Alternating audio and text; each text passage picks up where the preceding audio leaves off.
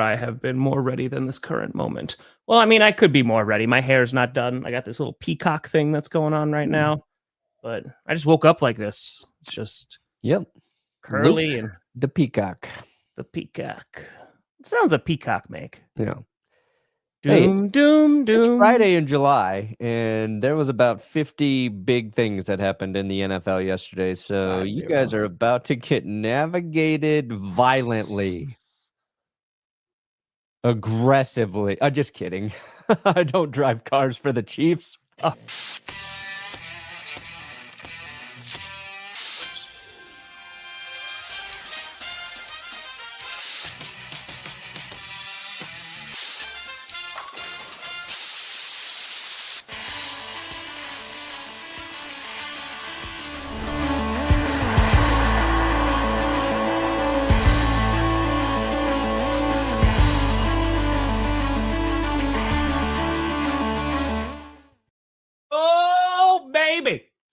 We here. We steer you in the right direction. Welcome to another edition of the Grossi Perna Show. I'm Tom Grossi. That's Brandon Perna, and this is GP. Yes. A larger pen today. Yeah. You know, I think part of Ray Rice's punishment should be that he has to watch this show every Ray time Rice? we're live. Rashee RIce. Oh, okay. Yeah. Ray Rice should have to watch too. Ray Rice should also have to watch. Anybody named Rice? Jerry? Anybody? Brandon? Rashee? Mm. An actual Rice should have to watch. Like if Rice ever becomes sentient? Make a bowl of rice, put it in front of GPS, and tweet us your photos of Rice watching GPS. Make it a trend that nobody will ever understand. But yes, Rashee RIce should have to watch the navigation system as part of his punishment. So then watching the show is a punishment, you're saying? I mean... Then what's clickbait? For a lot of people. We got a lot to talk about. Yeah. So yesterday, everything happened. TJ Watt became the highest non-paid QB in NFL history yet again. $123 million deal over 3 years with $108 million guaranteed. You had Rashee RIce. He's going to serve 30 days in jail within the next 5 years, right? Like you kind of get to cherry pick when it is. He gets to pick when he does it. And isn't that nice? Yeah. Somebody said like they had one of their friends had a similar sentence happen to them. Yeah. And he just was serving jail every weekend and the whole friend group thought it was hilarious. It's just like, oh, can you go out this weekend? Nope, going to jail for 2 nights. Got to get my 30 days in. Gotta go to jail. Sorry. Hey, CFL. On top of that, and we talked about this story. There's a few updates on some stories that we talked about. The second rounders, all the 30 out of 32 guys who were drafted who hadn't signed, now they're all starting to sign their contracts. So we got some updates on there. There's a bunch of folks who have begun to sign their contracts, including on the Cowboys, the Chargers, who we were just talking about. The Ravens are on there too. The Bears, I believe, there's one of their second round picks also signed. But on top of that, the NFLPA executive director, and we recently talked about this story, has decided to resign. And so while there was scandals of brewing, Pablo got another one. But while there has been kind of this, maybe there's a conflict of interest, and then also the collusion case and not really explaining it to the players and like really kind of giving them the full breadth of what happened with the arbitrator, he's decided to step down. There's no real process for this. They're going to probably try to find an interim executive director. But this does not make things look any better. And considering he's stepping down after this vote of confidence came out, what was that, last week we talked about that? Was that last week or early this week? Like, I guess that confidence was very, very short-lived. He's good. He doesn't do a collusion. No. Yeah, this whole process is crazy. Like this is season. Look, if Pablo Torre ever calls you and starts asking questions about your life, run and hire a lawyer because he's batting 1,000 right now on scandals. So find his number and block him because he's coming for your ass if he calls.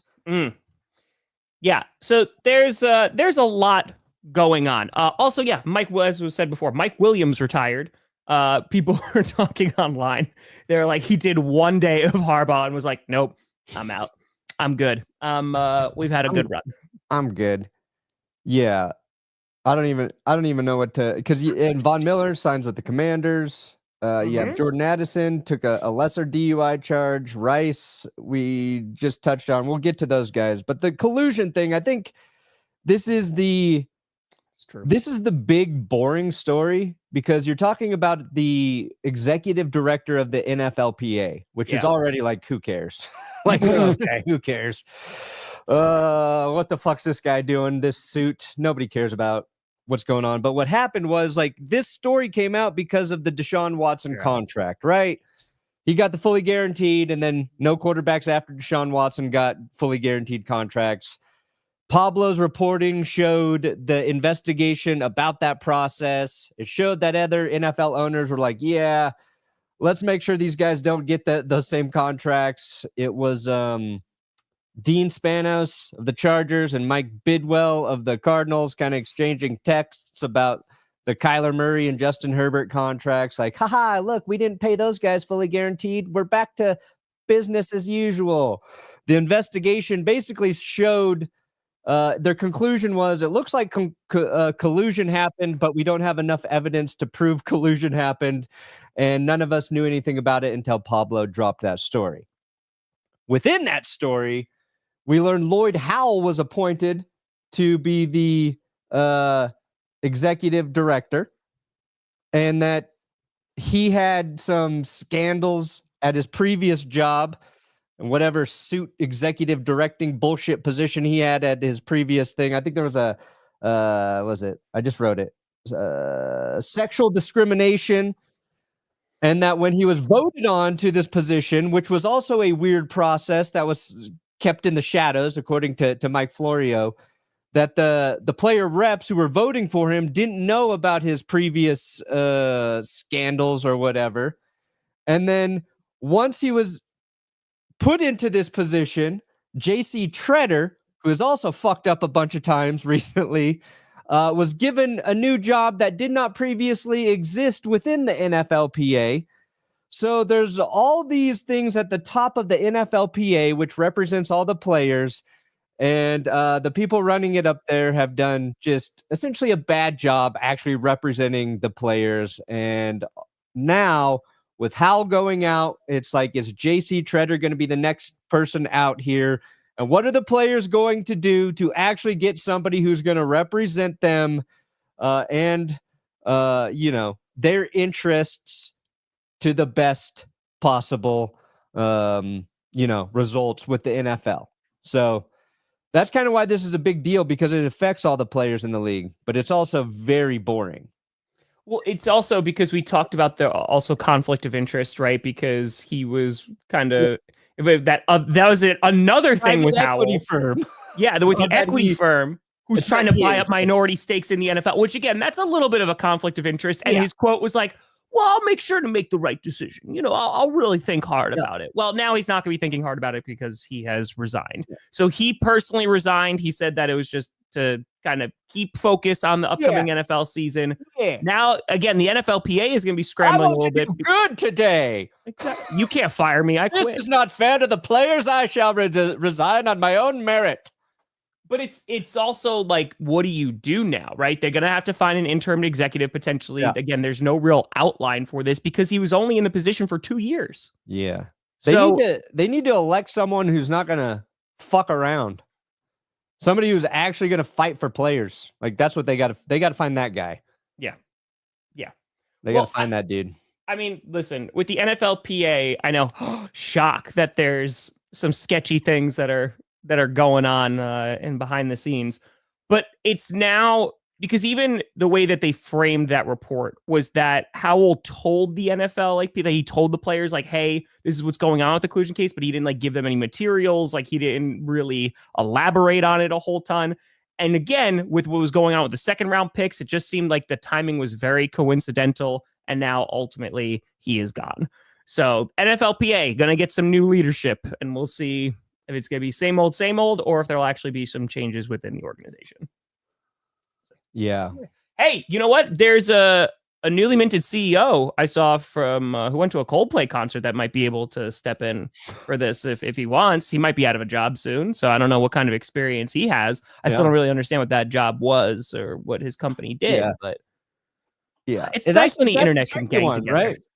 Like if he's a good CEO, do you want him to go because of a cheating thing? But then you wrap in the fact that the CEO was cheating with the HR head. That's where it gets a little. And the woman next to them was just promoted that week. Haha. Bro, I'll take your promotion, but you got to take me to Coldplay. Oh, yeah, that doesn't seem like a reward. What a funny band to get outed by, too. Yeah. Yeah. You know? Yeah. I've never seen like that. That went viral. That might be one of the all-time most, like for sheer speed. The speed in which that clip went viral. Woo. And it was so amazing. First of all, the memes were great. Like you had like companies who were tweeting out about it, but the speed not only in which it happened, but the different takes of like people were following the wife and were like, she changed her last name on Facebook, and that was quickly like, oh my God, that's happening. Yeah. But then on top of that, to have all the memes coming out of guys going, dude, you should have just kept it cool. If you just kept it cool on the Titantron, nobody would have known. Nobody would have watched it. And other people are just like, the poor one. This is the easiest for a divorce lawyer ever. Yeah. Ever. Bro. And I got to say, I have never missed working for a company, but oh man, to be on that group chat, to be on that Slack chat, to be on that Teams chat, just that night, the next day. Morning, everyone. Hey. How was Coldplay? Woo! What time? Yeah, that shit was wild. Anyway, sorry. It's always nice when the internet comes together for a hot second and just says, here you go. Even though we're coming together for someone's demise. No, it's terrible. Yeah. It's awful. But hey, hopefully both spouses get lots of money. And, head of HR and CEO. Hey. A good amount. Yes. So, Mr. Relland, rookies reporting. That's coming. Football is getting closer and closer and closer because we're less than 7 weeks away now. I'm not mistaken if I did that math correctly from like the actual kickoff. But in addition, there are a bunch of second rounders who have started to sign. So I got a little list going on here. So Ezeraku for the Dallas Cowboys has signed. Trey Harris, who he was talking about last week, one who was holding out, he has signed his rookie deal. Mike Green from the Ravens have signed. Shamar Turner from the Bears has signed. And Mason Taylor, who just signed about 15 minutes ago from the Jets. And why this is important, and just to kind of recap why we were talking about this story. So 30 out of the 32 second rounders had not signed their rookie deals yet. And it was because they were waiting to get some more guaranteed money. And as we've talked about in the first round, you've had fully guaranteed contracts that have just been inching over and over and over until it's filled up the entire first round. And now you're starting to see fully guaranteed contracts in the second round. You had the Texans sign their second rounder. So it was the second overall pick in the second rounder, gave him a fully guaranteed contract. The Browns then did the same. And now this is why you hold out a little bit. So Ezeraku, 38% of his fourth year in his rookie contract is now guaranteed, 38% of it. And Mason Taylor, who just signed, 60% of his year 4 salary is guaranteed, which is a 55% increase from slot number 42 last year. So these guys are getting more money, right? And like that's more guaranteed. Yeah, right, more guaranteed money. So this is a pretty substantial update here. And I think you're just going to see more and more of this because now the precedent has been set that next year you're going to see more guarantees, especially in those fourth year deals. And hey, listen, they getting their money, but and maybe the head of the next NFLPA will help the second rounders actually get fully guaranteed contracts. Oh, Tate Ratledge also again. Thank you. It's reeks of collusion.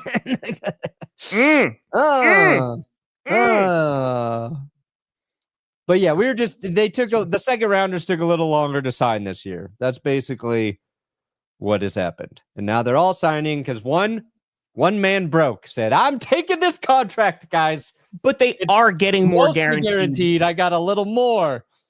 Which again, like that, it's better than what they got last time, right? So like last year's for the Jets, number 42, 60% of it. Like that's a pretty substantial number. Like Azaraku getting 38%. Like it's just more guaranteed money for these guys. So this is not going to go away anytime soon. I think with NIL stuff and the fact that college players are getting paid, and on top of that you had this year as an example, and you had the first 2 players in the second round get fully guaranteed contracts, you're going to start to see, okay, the third one maybe next year, the fourth, and it's just going to go on, and we'll see kind of how deep it goes.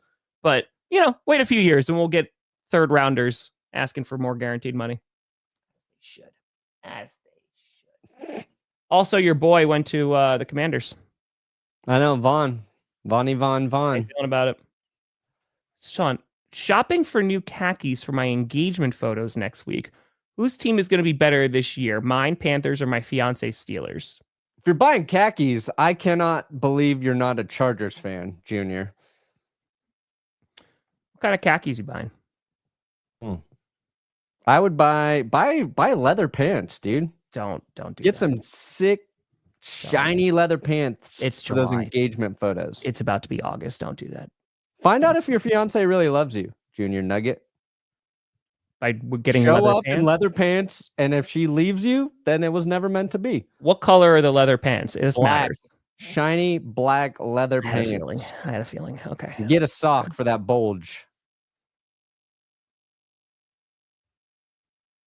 Dude, I should be a stylist. Everybody knows it. I like assless chaps too, Jared. Nice suggestion. Congratulations on the engagement photos. Whose team's going to be better? I mean, the Steelers are going to get 9 or 10 wins. Nobody's picking the Panthers, Junior. I'm sorry. So do you think nobody's high on the Steelers? Nobody's picking your fucking Panthers. You know it. We hope. We're rooting for Bryce Young. We're pulling for the guy. Assless chaps. But nobody on earth is going to say the Panthers except for Panthers fans. Sorry, Junior. Yeah. The Seahawks gave their first second round pick a fully guaranteed deal. Next player in the second round drafted is Judkins. Bam. And Judkins is taking care of some legal business himself. Because it's also, you have to seek out this information, because this is only getting reported every now and then of second rounder signing, because usually it's not that big of a deal. No, so I was just getting updates of oh, okay, this guy signed. So thank you for that update. Yeah, you're going to see more guaranteed contracts, or at least more guarantees in these second rounders contracts. That's the whole reason that they're holding out, right? Yeah. RJ Harvey for the Broncos signed. So we. Oh, did he fully sign? Yep. RJ. He got more money, right? Yeah, I don't know. I don't care. He just, as soon as I saw a sign, I'm like, okay, that's all I need to see. Don't care about I really don't care what a second round rookie's guarantees are. For him, I'm happy, but God, do not want to be. I don't want that information in my brain. I just don't need it, Tom. It's true. Every time I learn something new, something old goes out.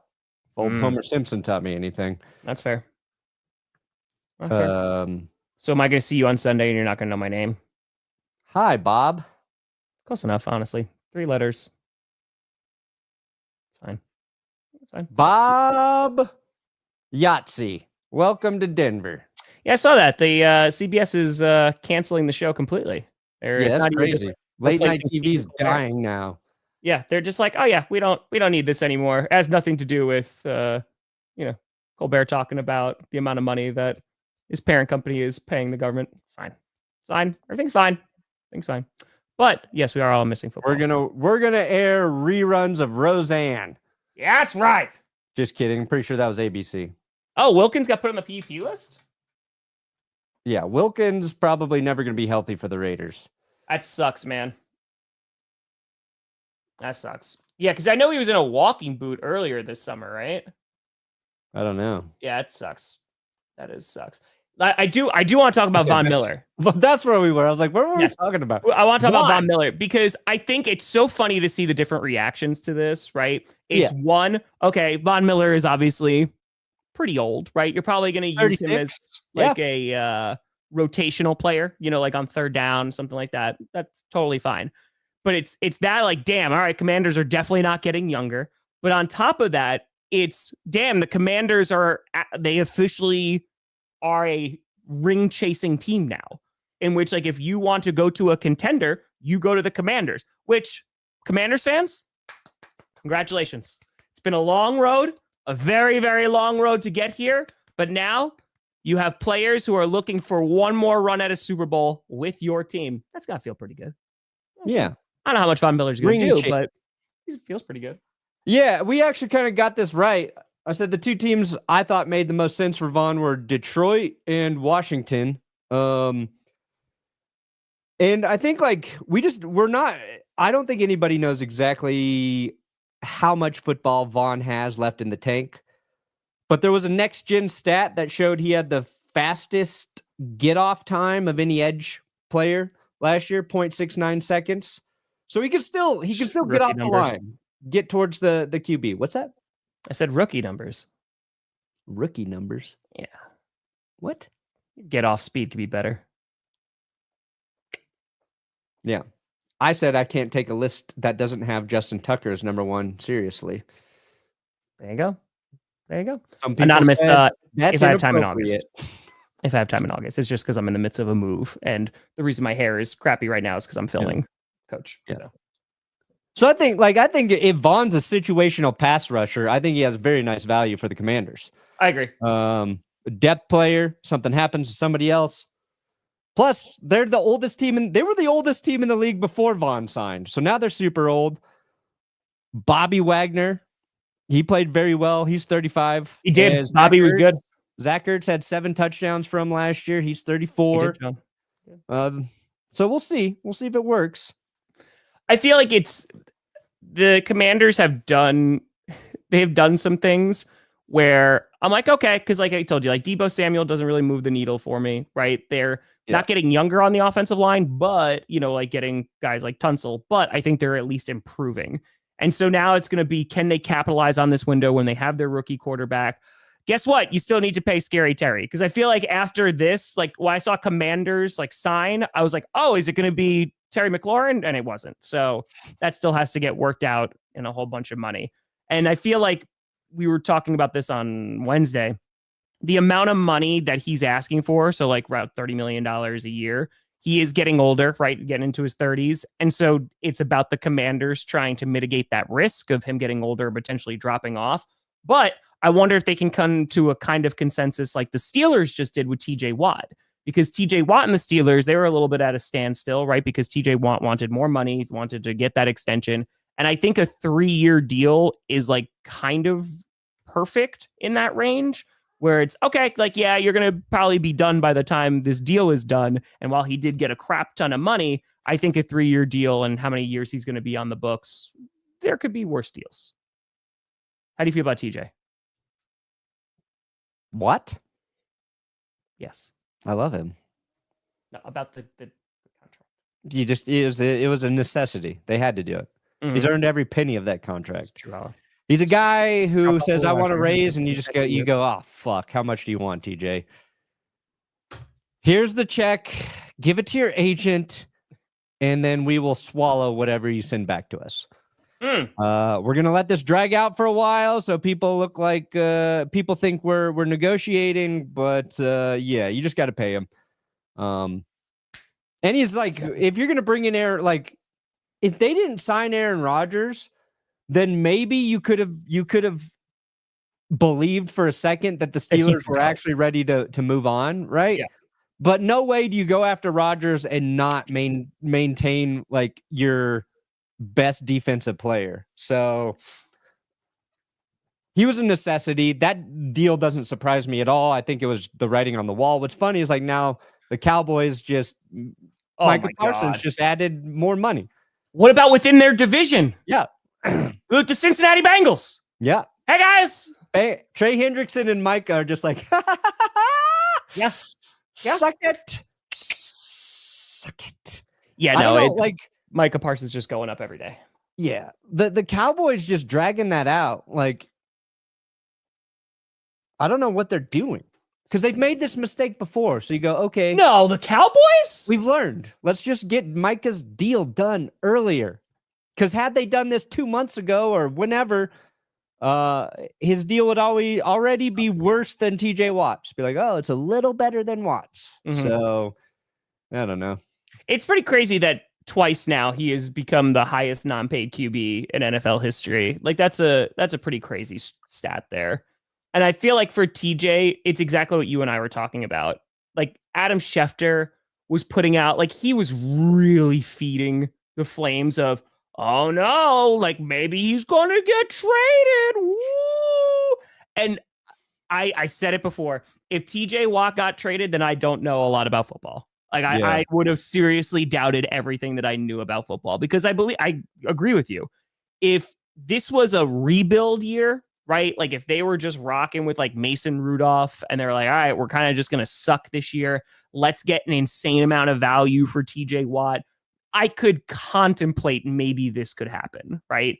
But considering they are loading up, they go and get Jalen Ramsey. They're paying him more money. They go and get Aaron Rodgers. They go and get DK Metcalf. They lose George Pickens, but like they are attempting to make a run. I don't know how successful that run is going to be, but a large part of that success is going to be based off of TJ Watt's play. Yeah. Right. So it absolutely makes like this was there's no shot that he was going if they were actually trying to be contenders. So yeah, it's you, Xavier. All right. If they had let Fitzpatrick go and TJ Watt go, it would have been very funny for Aaron Rodgers, but he's coming back. He got paid a lot. A lot of money. He got paid a lot of money, and you were talking about the Cowboys. Like Micah Parsons, man, I don't understand. Like, it's not like this is the first, you mentioned this, it's not the first time this has happened. It's not even the first time recently. Like, this has happened really with Dak Prescott. And it's just like, man, like, you got CeeDee Lamb. Like, you just got to sign these guys. Like, is there any shot that Micah Parsons is not going to be on the Cowboys? No. He's going to either be on the Cowboys or they're going to send him to the Browns for a 5th-round draft pick. It's like, the Cowboys are the most unpredictable in terms of like what their front office is actually going to do. Yeah, man, like it, because you would have to assume like Parsons is going to get paid more money than TJ Watt. He's younger. Yeah. He will reset the market for that position. So guess what, Cowboys? Like, is when are you going to take the medicine? Is it going to be now or is it going to be later and it's going to be 10 times worse? Speaking of, what was the worst medicine that you had to take tasting wise? I hated Robitussin. Oh my God. Oh, interesting. You were a big Robitussin guy? Yeah, I don't remember. I take a lot of Robitussin. I didn't really mind medicine. I was like, is this going to make me feel better? I'll swallow it. Spoonful of sugar? Mm-hmm. Cowboys, it's their year. But yes, TJ Watt gets paid. No shocker there. $108 million guaranteed. Yeah. $1 million for every sack that he has produced. Not money. Pretty good. $1 million a sack. On top of that, we got some other news. Yeah. Good.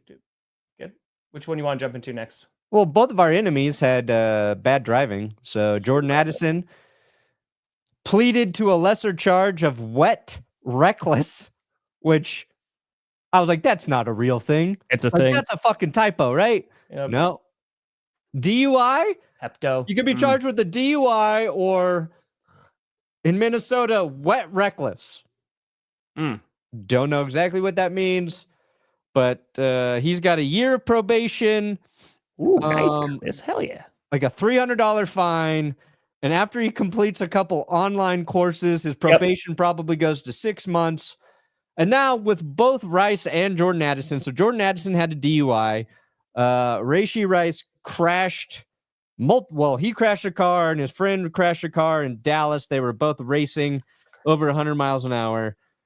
They both got their hearings were on the same day or one day apart, whatever. And now we're just waiting for the NFL to announce its suspension for Jordan Addison, probably around 3 games. And then Rashee Rice, I think it's got to be at least 6 if they're going to follow their own personal conduct policy. But we know that they don't actually always follow that. So I feel like we're going to be living in a weird world where Jordan Addison gets a 3-game suspension and somehow Rashee Rice, who actually crashed a car, who we all watched because there's video of it, gets just 2 games because he plays for the Chiefs. I don't know if he. And then you and I can determine which team is actually more connected to Satan. See, here's what I think you and I can both agree upon. Okay, reckless driving by both our rivals, right? Minnesota Vikings and the Kansas City Chiefs. Yeah. I don't think if this example has proven anything, I think that there's just something deeply wrong with both organizations. And Yeah. I think that since it's both teams, one AFC, one NFC, if you just remove both teams, right? All their players got to go, within the division. And by within the division, I mean to the Broncos and the Packers. I don't really see anybody disagreeing with that just because it's for the protection of the public and also the players that are still on the roster. So I think that the only thing that you could do is dissolve the team, give the best players to the Packers and the Broncos, and hopefully we can move on from this. Hopefully. I don't see a problem there. Yeah, it's... I don't know. I love the justification of Chiefs fans like, no, he should get less suspension because he was honest about it after he fled the scene. He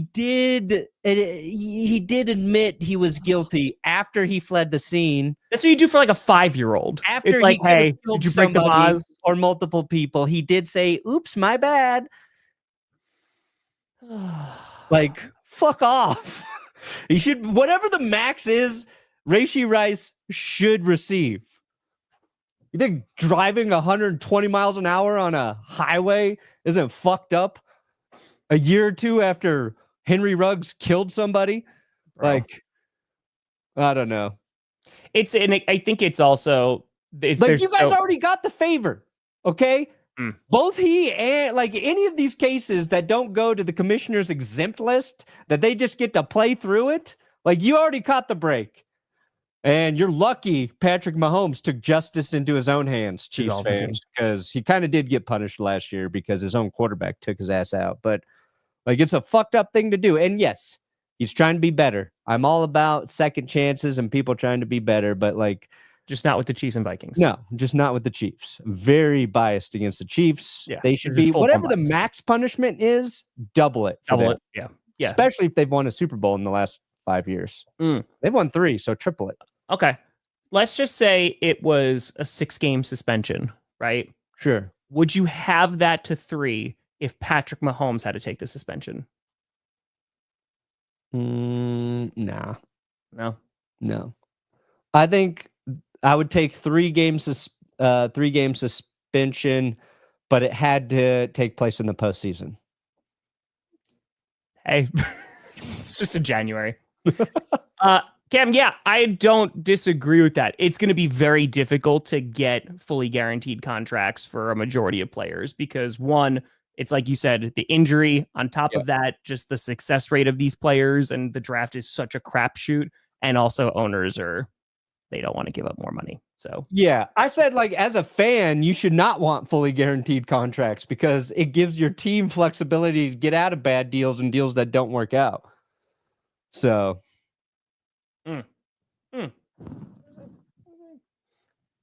Oh man, that looks terrible. What's that from again? It's a smash door. My door got me. Wasn't this weeks ago? Yeah, I think it's gonna fall off.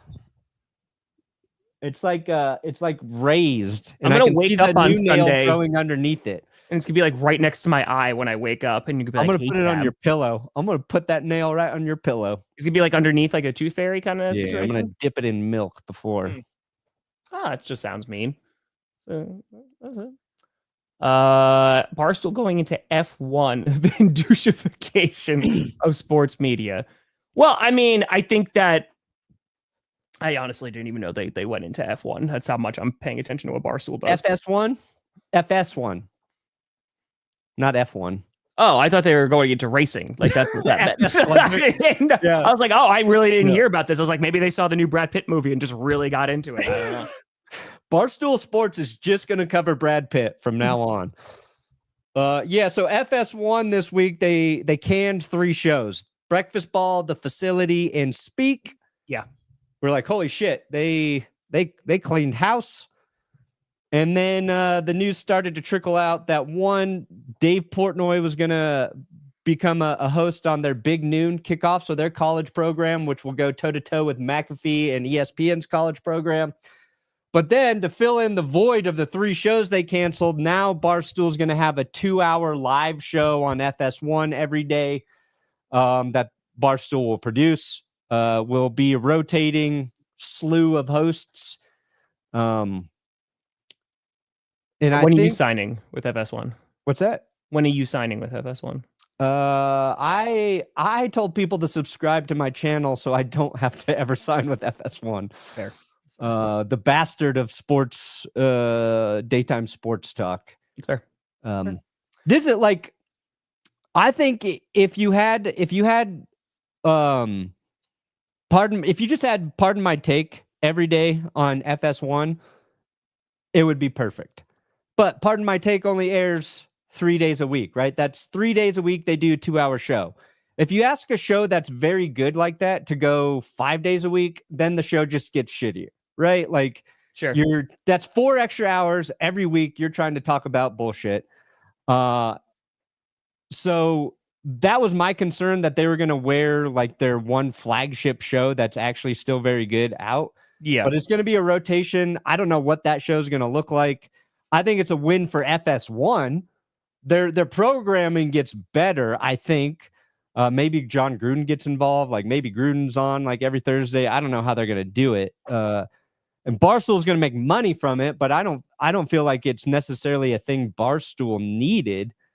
But you know, it's just another, it feels like it's a move where FS1's trying to get ahead of the curve and they're kind of looking the wrong direction, but who knows? I feel like to that comment, I understand what you're going for too. I feel like it's Barstool has already like this dedicated fan base, right? Yeah. And now that's why FS1's like, hey, we want to bring that over to us so we can have more eyes on the product. Yeah. And I think you could very much have a conversation about, because I don't know. I feel like it is more attractive to like casual viewers, right? It was just like, oh, okay, it's kind of like it's an easy entry point for someone who maybe like doesn't know about, a particular sport, and they're able to get in because the atmosphere that's created is kind of like, all right, I don't need to do a ton of homework and able to get into it.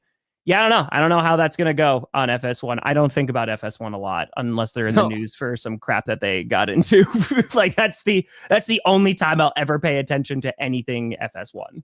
Yeah, there was because I did a video about it this week, and the YouTube channel, The Facility, which was one of the shows that got canceled, it used to be the Undisputed YouTube channel. So it's Skip and Shannon, right? Basically Undisputed. They built a big following because of Undisputed. Yes. Because I was like, how the Facility build a YouTube channel of 2.6 million subscribers? And then I was like, oh, this is, they baited and switched. They turned that into The Facility. And somebody was like, after you pointed that out, I realized I was subscribed to The Facility YouTube channel, and I just assumed that I had done it one day without thinking about it. And then I realized that it used to be Undisputed. So, there was no built-in audience for any of the shows that they had. And those shows were all axed because this guy, Charlie Dixon, who worked at FS1, he got the boot for a whole bunch of bullshit, sexual harassment. It was part of that sexual harassment lawsuit that was filed against him and Skip Bayless, all this other stuff. So it feels like FS1 was just cutting ties with anything he had created. Now they're bringing in, Barstool already produces shows. They're going to produce a little more, and it feels like their time slot. So anyway, they're slowly dying. Like it is dying. I mean, like the sports media in of itself is just dying, and we're especially traditional. No tradition. Yeah. It's just different now. Well, you have to do it yourself. The good news is that it'll especially on YouTube, even though a lot of those companies then go to YouTube and try to dominate those spaces. But I feel like maybe in recent years that hasn't been as successful. But I think you have seen over the years a lot of companies throw a lot of money at either personalities or former athletes or what have you to be like, oh, okay, there's this huge surge of former athletes or coaches or what have you that got paid a crap ton of money. I mean, look at Bill Belichick, right? He got paid a crap ton of money last year, right, to go and host a show. That show's not around no more. And I feel like you're just seeing this trial and error. And what is going to be the most attractive for a lot of these companies are people with already built-in fan bases, right? Yeah. Or built-in brands that they go, okay, we can throw a bunch of money at them, and then we already have a dedicated audience. I think that's what's going on with the whole Barstool FS1 thing and that combination, because there is just this constant battle for people's attention. And if you're not on the winning side of that, you're losing money. So, yeah. It's the good news is that there's so many different options now for people. Yeah, but the other part of that, the upside is like, okay, so Pablo Torre, who is no longer at ESPN, right, is doing his own thing, and now he's digging into stories without anybody telling him how to do it, and he unlocked one of the biggest NFL news stories this offseason. So it's every change like that, there's give and take. We'll see what happens in the next 5 years and 10 years, and who the fuck knows. I'm happy we started doing our shit when we did. Like it's yeah. I mean, here's the thing, Bailey, right? It was this surge of like, okay, look at Tom Brady, man. Like Tom Brady, I will also say I don't have as much info because I don't listen to Tom Brady commentate because I watch the games on mute because I'm mostly streaming all of the games. But the consensus on the internet is that he's not very good, right? But they gave him a crap ton of money. A $300 million deal. Crap ton of money. He is making more than triple what TJ Watt is making, right, to be a commentator. And at the same time, the idea is like, oh, if people love Tom Brady, they are going to watch the game on this channel just because of Tom Brady. Which I don't know how many people are following commentators around. I feel like people are just watching games and then discovering, oh, these commentators are good or these commentators are not good, and I'm going to mute them, right? Like that's, I feel like the process. But because you had like these major athletes who had all this success, they were getting these big time deals. You had other networks go, well, okay, there's at least the perspective of an athlete who's played, right? So you've had like these quarterbacks that maybe have not had a ton of success, but they've been in the NFL for a while. And so because of that, they have a perspective on the game that maybe the layperson does not. And I can understand that, and that could create some interesting content. The problem is when you got a whole bunch of these players now who have these platforms, it's just oversaturated, just like sports media was oversaturated when Perna and I started. Right. When I started Packcast in 2015, it was already oversaturated. And now we're 10 years down the road.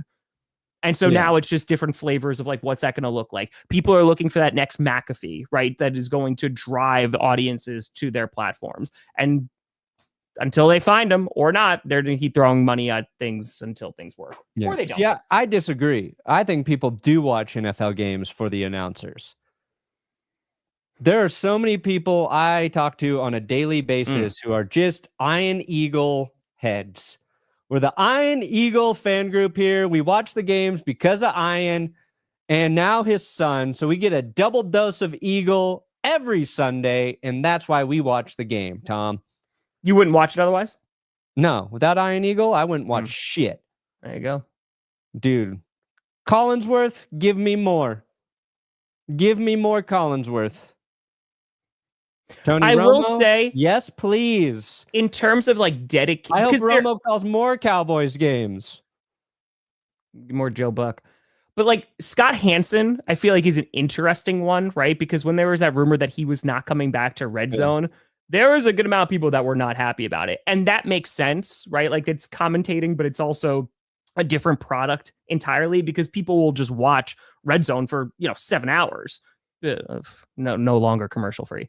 But 7 hours because it's just like, hey, I get access to the most amount of games possible. So I'm not saying that it doesn't exist, that people are not fans of commentators. I feel like there are just companies that have overestimated overvalued. Like, hey, no, that's not the reason why people are tuning in.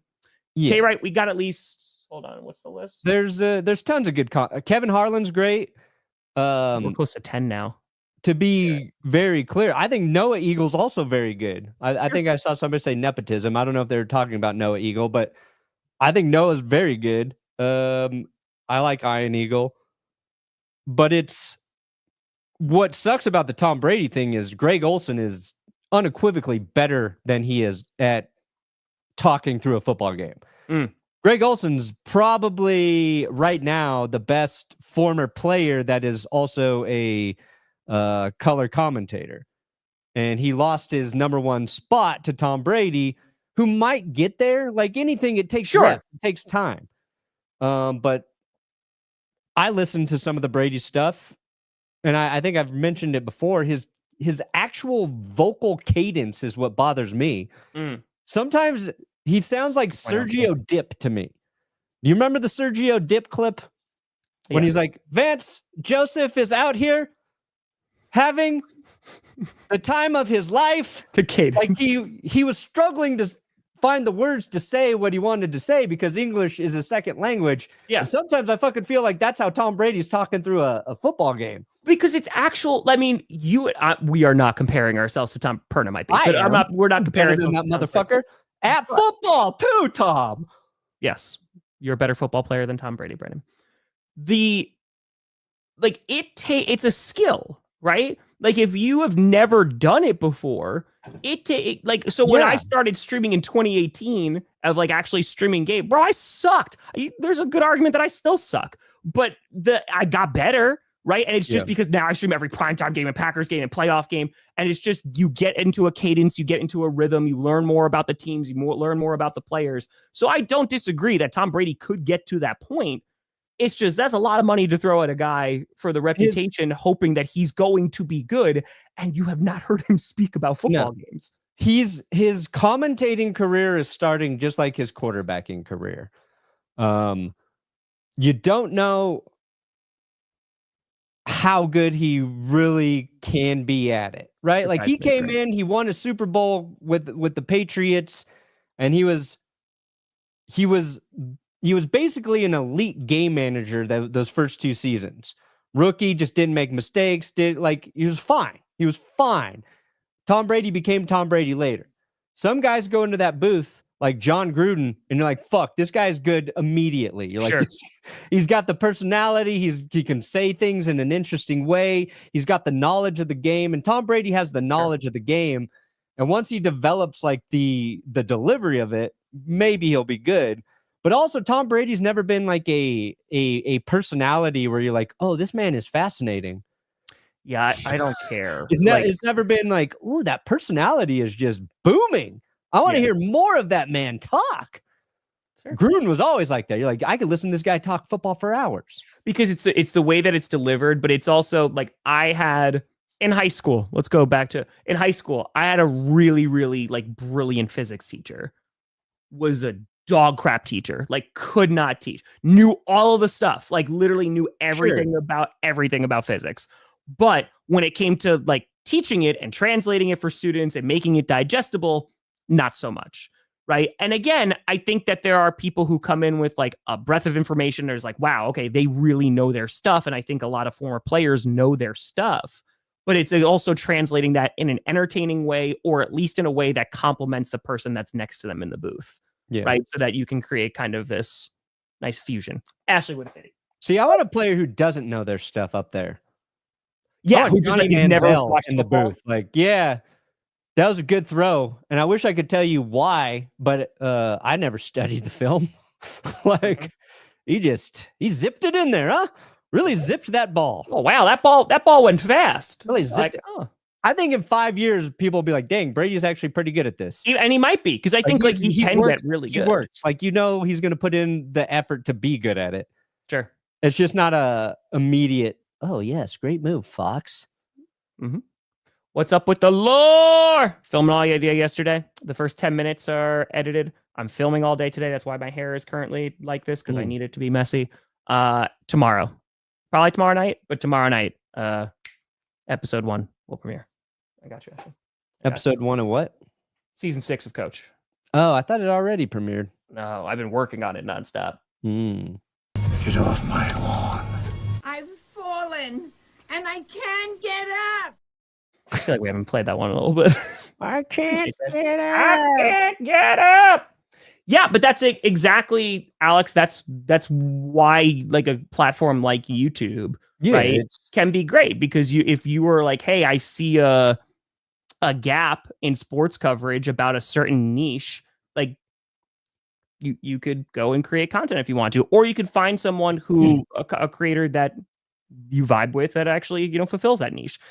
But that's what makes it cool. The problem is like YouTube, just like every other place, it's so oversaturated with people that there's things that you need to do to really stand out. Yeah, it gets harder every year. It does get harder every year. But I do find that if you have consistently good content, right, you're usually able to break free from the noise a little bit. So yeah, it's difficult, but it's possible.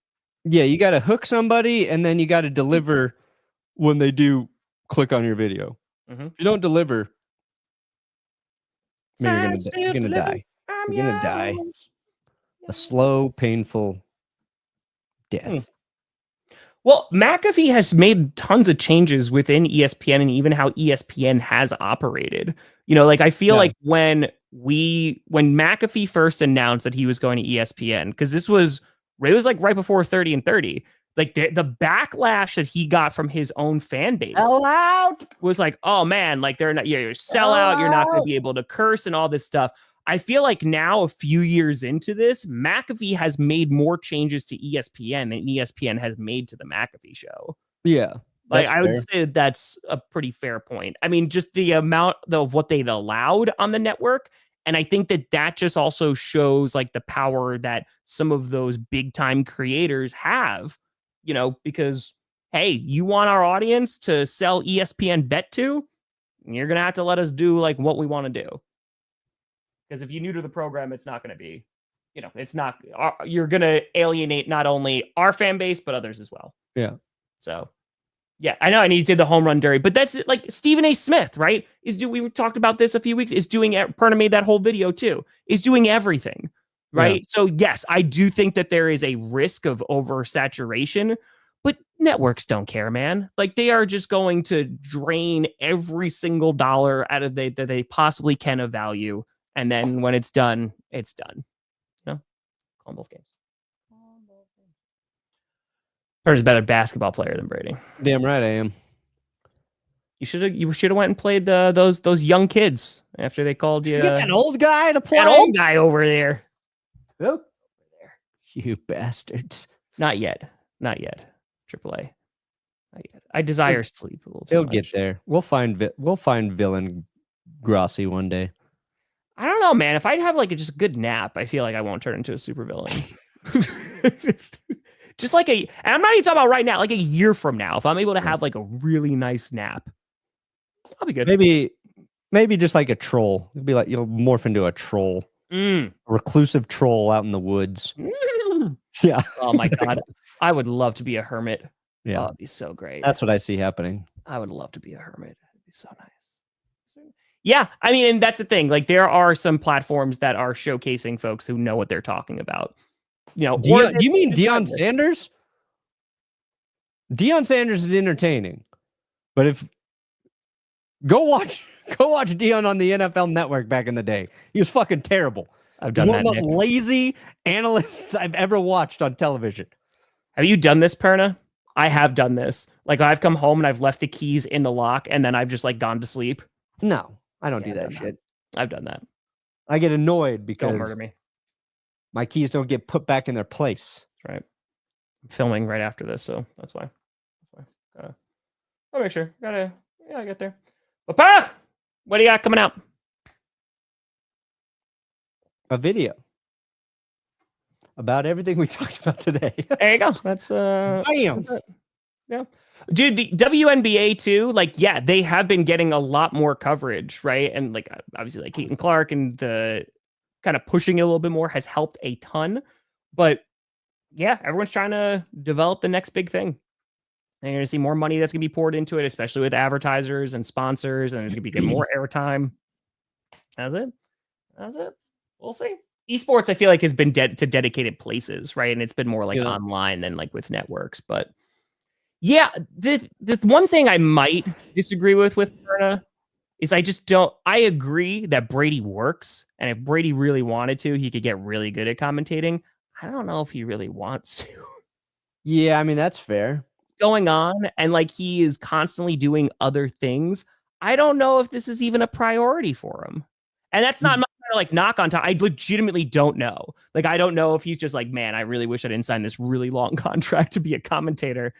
But I don't know if he wants to do other things. But then again, he's getting paid how much money? $300 million? 300 mil. Well, 300 million over 5 years or something. Yeah, he's getting paid a good amount. I thought he did like a 10-year thing. Yeah. He's been out in the public a lot the last year. He's done so many appearances and different things. Like, I think he wants the attention too.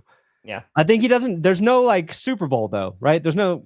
You get to call a Super Bowl if you're really good at commentating, but I think he needs that tangible like thing to work towards, like that goal. Yeah, and also he needs more people telling him he sucks. So if you want to see him do well, tell him he sucks at talking.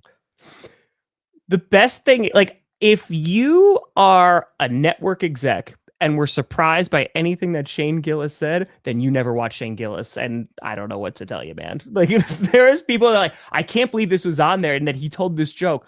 Brother, like, have you never watched a Shane? And that was toned down significantly.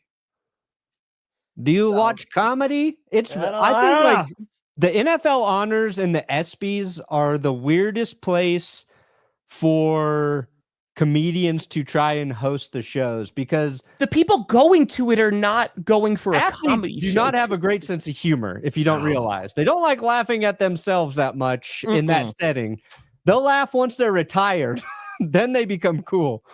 But it's you know, it's an odd gig to host. I thought it was funny. Yeah, like I thought some of his jokes were great. I thought Some Norm were, Macdonald hosting, because back in the day when nobody really thought it was funny, was fucking hilarious. Oh my god. Well, Norm is just a legend, Like, man. And why are we surprised by people trying to make jokes? Like, that's what the job is. Like, how dare you? Oh, I don't like it. It's just we're in a weird phase where people love comedy as long as it's not a joke about the thing that they actually like. As soon as the joke's about something they believe in, then that comedian crossed the line. I'm going to be not whether honest. or not they actually crossed the line. It's he joked about the thing that I'm not comfortable with.